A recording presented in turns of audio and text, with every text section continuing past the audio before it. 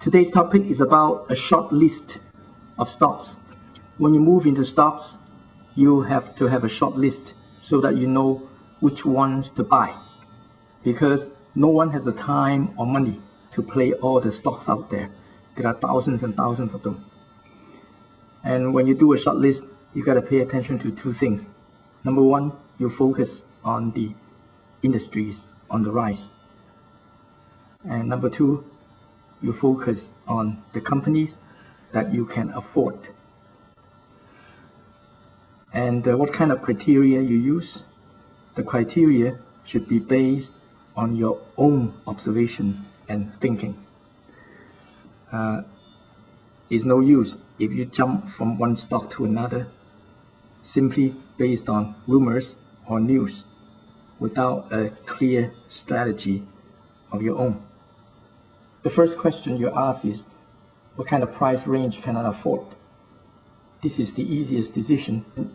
Immediately you can count out a lot of stocks. For example, you know that you cannot afford Berkshire Hathaway, which is the most expensive stock, right now around $3,300 a share. You probably cannot afford Google, which is around $600, or Apple, close to $200. So there's one group of stocks on one extreme, the expensive one, that you can count out. Very cheap stocks on the other extreme. These are the penny stocks. I advise you, don't buy penny stocks that is $1 or less. Why? For penny stocks, the prices are very attractive and you're sure that you can buy plenty of them. But may I ask you, are you that sure that you can sell them? A lot of the times you bought them and you cannot sell them at the price and the quantity you want. So that is the biggest hang-up for the penny stocks. The other reason is that if I were you, I don't bet on a dying company, because companies coming down to a penny stock, they have their reasons. They are degenerating. So you have to bet on one that has recently recovered from near death. So that is the best one. If you find a penny stock that has recovered nicely and sustainable, that is the best one. But it's not very easy to find one. So my conclusion is that the best price range is between $5 and $20. When you look at this price range, you know that there is downward safety. You know, if the price comes down, you don't lose that much. And also there is upward potential. When 20 goes up, it can double or triple. Now the best company is within this price. If you have seen a company that comes down from about $50 to around $2, and then goes back up, and right now stands at 7, single digit. So this is the best kind of situation. And because we are at the beginning of a recovery from a very deep recession, you will find that many companies belong to this category. And it's not that hard to find due to the financial meltdown last year. So a lot of companies have come down from quite high to near death and then recover. Now, so let me give you a graph talking about this. If you find a stock around $50 and you find that it has wiggled around for a long time around that price range, this is a risky stock because you have so much potential for a downward movement. If you find another one that starts around 50 and it has dropped to about $2, now this may be the bottom and maybe not.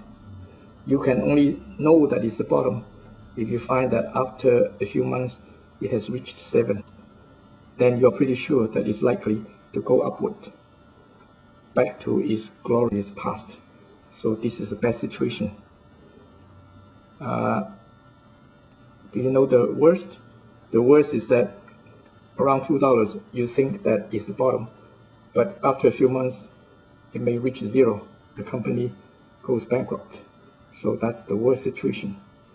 And it's very easy to get into this situation because when you're about here, you never know when the company is going bust.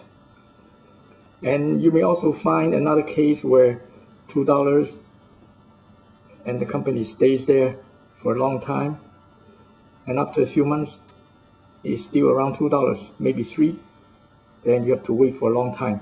And this one is also risky too. So I've shown you the worst, the best, the high risk, and the lower risk. So what you need is to find stocks that are going this way. The key is a sustained recovery from 2 to 7 in a few months. 2 to 3 doesn't work. 2 to 0, of course, never works. After focusing on the price, you have to focus on the industries. You have to have some basic idea how different industries perform. You don't need to know too much, but some basic idea will do. Because money flows from one industry to another in the stock market. When an industry booms, most of the stocks rise within the same industry, except some real bad ones. And you also have to understand that different industries have their own different dynamics of growth. Some industries compete with each other.